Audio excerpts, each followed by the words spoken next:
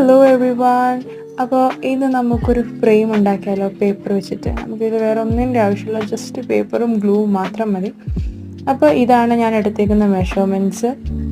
ഞാൻ cross ഇട്ടേക്കുന്ന area ഒക്കെ നമുക്ക് കട്ട് ചെയ്ത് കളയേണ്ട പാട്ടാണ്. അതിനുശേഷം നമ്മളുടെ അതിനനുസരിച്ച് കട്ട് ചെയ്ത് കൊടുക്കുക.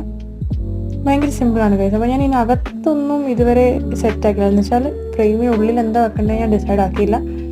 അപ്പോൾ അത് ഞാൻ അടുത്ത വീഡിയോ ഇടുന്നതായിരിക്കും.